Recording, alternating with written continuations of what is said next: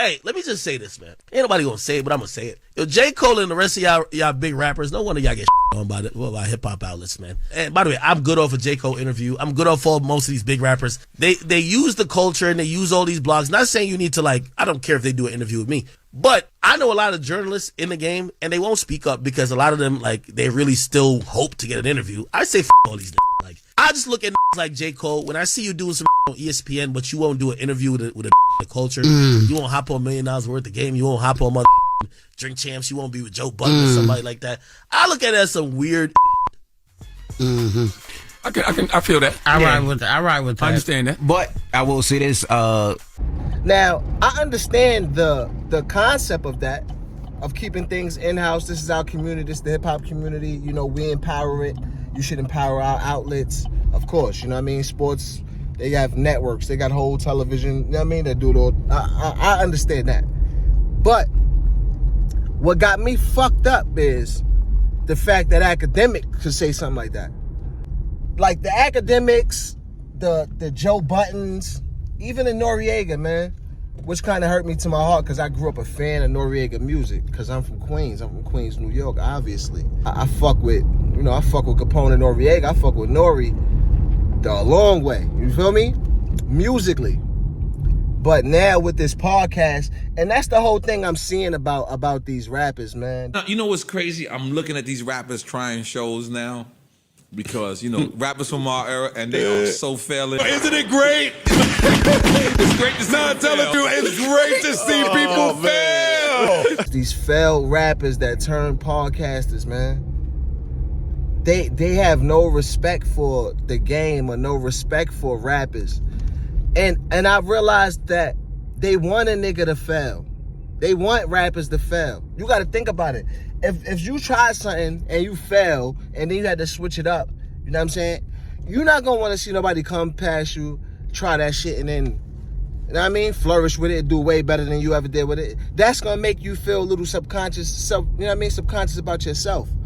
So that's why Nori and Joe Budden, more so Joe Budden. I mean, shout out to Cameron, because Cameron started up, you know what I'm saying? He got his network, and they really said that to kind of hate on Cameron as one of the people they was talking about to deter a nigga from winning, because he had better careers than both of them. So they want to deter him from winning and beating him at the second thing that they started, because then that's gonna be two things that he surpassed them in. How AKADEMIKS could say some shit like that?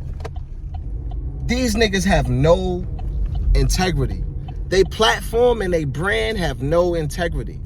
Niggas is either clout chasing, trying to start beef, you know what I'm saying? Or just want to be in direct competition with niggas. Like, niggas is cornballs. They stand for nothing, bro. Why would, you know what I mean? Jcole is showing some integrity for his brand.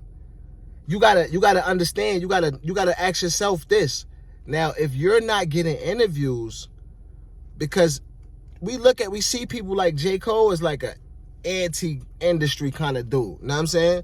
You see Jcole, he don't dress industry, he don't rap industry, he don't talk industry. He not being in the industry loops. So he went to a platform with some integrity. Now, if you niggas had integrity and you wasn't part of the bullshit, then he would have came to your platform.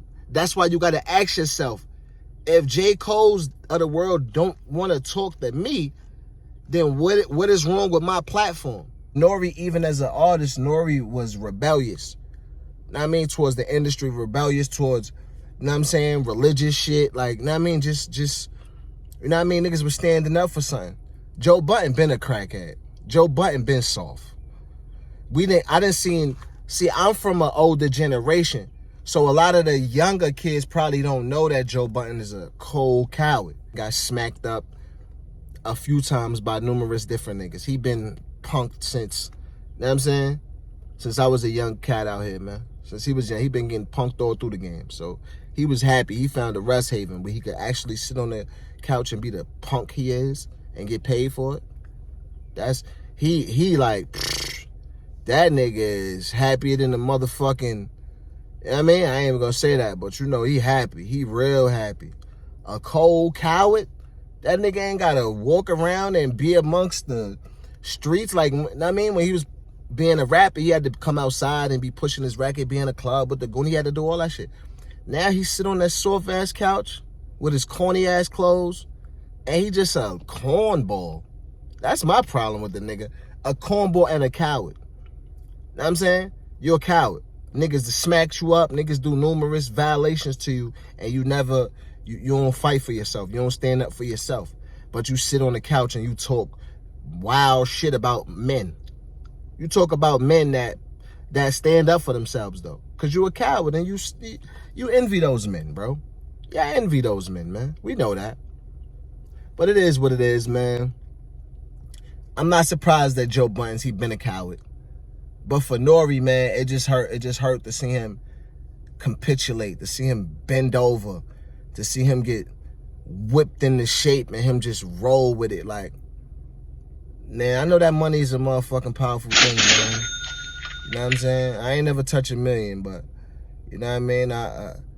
I touched 6 figures, you know what I'm saying? So I understand that. You know, when I first touched that 6 figure, I understand that greed for more was just really like there, and really still to this day, anything under 6 figures ain't really nothing to me. It ain't gonna impress me like that, because it's like once you get that feeling, it's like you can't do nothing else. It's like you look past hundreds, and you know what I mean? You look past 1,000, and you don't even start to see money until it get at least 10,000. You know what I'm saying? So that money is a motherfucker. You know what I'm saying? Thank God I got God and things that I love more. So, you know, if I ever take anything out of context, you know, my God always remind me of what's important. And, you know what I'm saying? I'm thankful for the wisdom that, you know what I'm saying, that I'm able to deal with. You know what I'm saying? And that's what gives me the answers and helps me expose the truth and reality. That's my mission, like, you know what I mean? So that's what it is, man. But y'all stay woke out there, man. I mean, we got some clowns and some cowards that want you to be a part of the circus. But we ain't gonna do that over here. Shout out to Jcole for not doing that either. And AKADEMIKS, you's a clown, man. Get some fucking integrity if you want somebody to, you know what I mean, grace your platform with their presence, my nigga. Especially a nigga that don't need you. You know what I'm saying? Because nobody needs you, bro. You know what I'm saying? And I'm glad Jcole knows that, bro. I know what it is. TNR, man. Truth and reality. Peace and love, man. Yo.